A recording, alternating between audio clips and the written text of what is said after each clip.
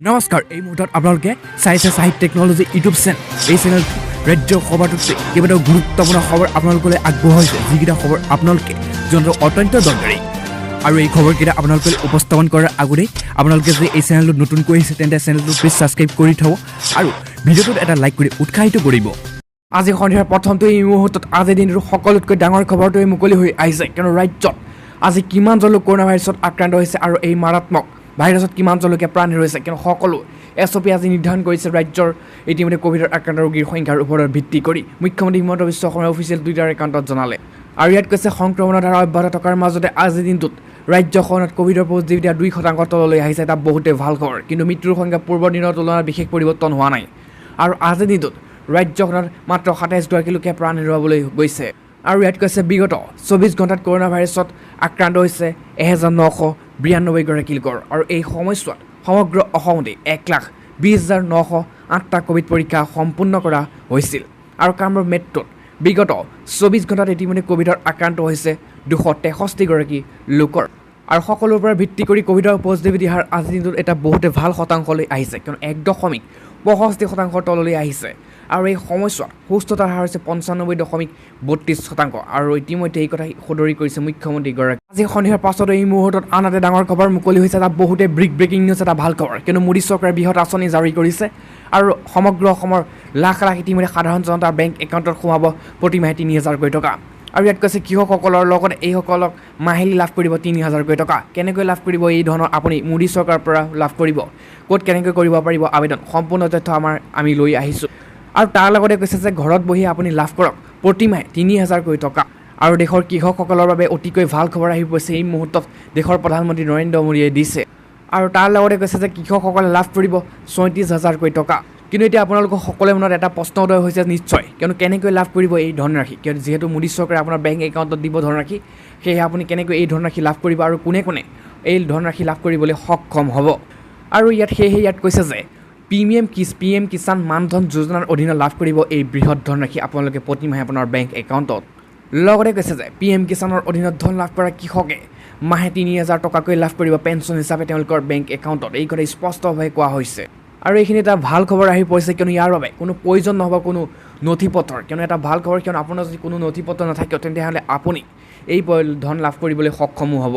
আৰু এতিয়া 60 বছৰ পিছত কৃষকসকলক প্ৰতিমাহে 3,000 টকাকৈ প্ৰদান কৰাৰ সিদ্ধান্ত গ্ৰহণ কৰিছে আৰু এতিয়া প্ৰশ্ন উত্থাপিত হৈছে যোগ্যতা আৰু কি যোগ্যতা লাগিব আপুনি এই 3,000 টকাকৈ মাহিলী লাভ কৰিবলৈ আপোনাৰ একাউণ্টত আৰু ইয়াত কৈছে কিষাণৰ পাছত এই মুহূৰ্তত আজিৰ দিনটোৰ সকলোতকৈ ডাঙৰ ব্ৰেকিং নিউজটোৱে মুকলি হৈ আহিছে এই মুহূৰ্তত আৰু অৱশেষত ইতিমধ্যে লকডাউন আৰু কাৰফিউ সকলো শিথিল কৰি দিয়াৰ সিদ্ধান্ত গ্ৰহণ কৰিছে কিমান বজালৈকে দোকান পোহাৰ খুলিব পাৰিব সম্পূৰ্ণ তথ্য আহি পৰিছে কিয়নো ইতিমধ্যে যিহেতু ইছলাম ধৰ্মাৱলম্বীসকলৰ ঈদ আহি আছে আৰু সেইবাবে ঈদৰ বাবে ইতিমধ্যে ক'ত শিথিল কৰা হৈছে লকডাউন কাৰফিউ তাৰ লগতে কেইবা বজালৈকে খুলিব পাৰিব দোকান বজাৰ ব্যৱসায়িক প্ৰতিষ্ঠান এই কথা স্পষ্টভাৱে কৈছে আৰু ৰাতি 8 বজাৰ পাছলৈকে দোকান পোহাৰ ব্যৱসায়িক প্ৰতিষ্ঠান খুলিব পাৰিব পোনপ্ৰথমবাৰৰ বাবে ইতিমধ্যে চৰকাৰে স্পষ্টভাৱে ঘোষণা কৰিছে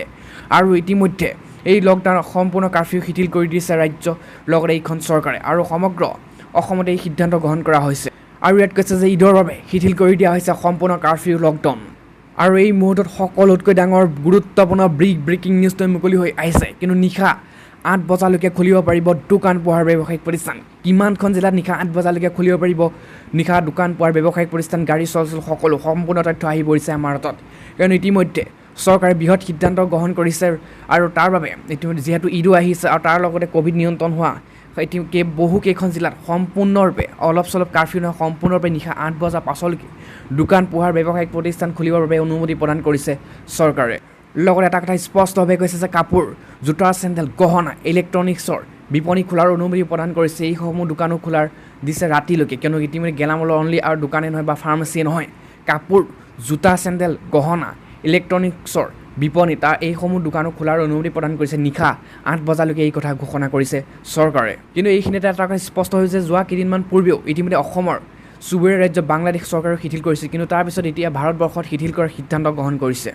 আৰু যিহেতু ইছলাম ধৰ্মাৱলম্বীসকলৰ এটা বৃহৎ ঈদ আহি আছে সেইবাবে এই শিথিল কৰাৰ সিদ্ধান্ত গ্ৰহণ কৰিছে কাৰফিউ লকডাউন আছে যিসকল আছে সকলো বন্ধ শিথিল কৰি দিয়াৰ সিদ্ধান্ত গ্ৰহণ কৰিছে আৰু লগতে ইয়াত স্পষ্টভাৱে কৈছে যে অহা 18 পৰা 20 জুলাই পাছলৈকে লকডাউনৰ নীতি নিয়মত শিথিলতাৰ সিদ্ধান্ত গ্ৰহণ কৰিছে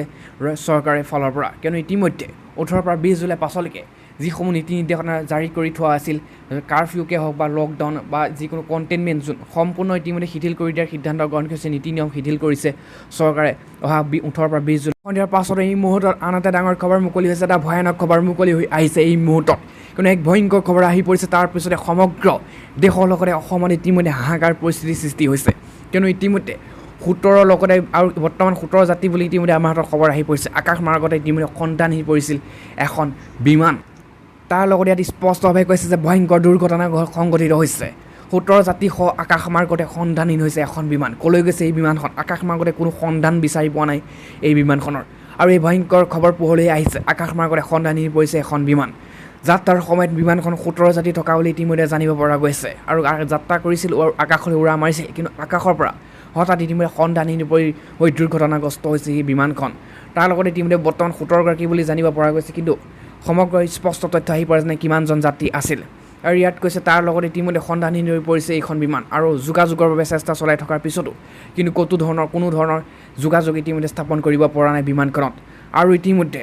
16 জুলাই শুকুৰবাৰে চাইবেৰিয়াৰ পৰা পশ্চিম দিশত সন্ধানহীন হৈছে বিমানখন। ক'ৰ পৰা ক'লৈ ওলাই মাৰিছিল? চাইবেৰিয়াৰ বিমানখন সন্থাৰ জৰুৰীকালীন কাৰ্যকলাপৰ পৰা জনোৱা অনুসৰি ইতিমধ্যে 4টা শিশুসহ 14 যাত্ৰী আৰু 3 গৰাকী বিমান চালক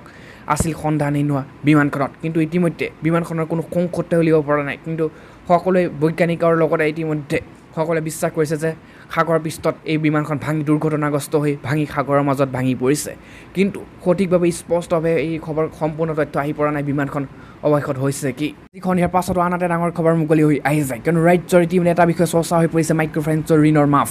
তাৰ লগতে কোনে মাফ পাব, মাইক্ৰ'ফাইনেন্সৰ ঋণ ৰেহাই পাব, তাৰ বাবে ইতিমধ্যে কি কৰিব লাগিব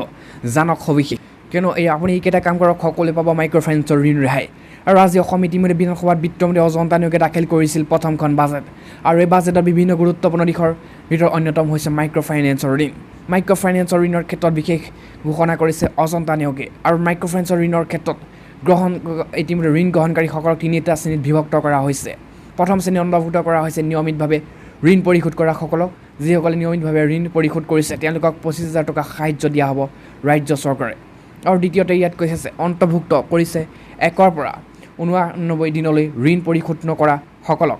আৰু ইয়াত কৈছে এই লোকসকলক পৰিশোধ নকৰাকৈ থকা ধনৰাশি প্ৰদান কৰা হ'ব। আৰু তাৰপিছত এবাৰ তেওঁলোকৰ একাউণ্টসমূহ মানৱ সম্পন্ন হিচাপে শ্ৰেণীভুক্ত হোৱাৰ পিছত সেইসমূহ সময়তে তেওঁলোকৰ কিস্তিসমূহ পৰিশোধ কৰা আৰম্ভ পিছতে 225,000 টকাৰ উদগনি ইতিমধ্যে 225,000 টকা উদগনি লাভ কৰাৰ বাবে যোগ্য হিচাপে বিবেচিত হ'ব।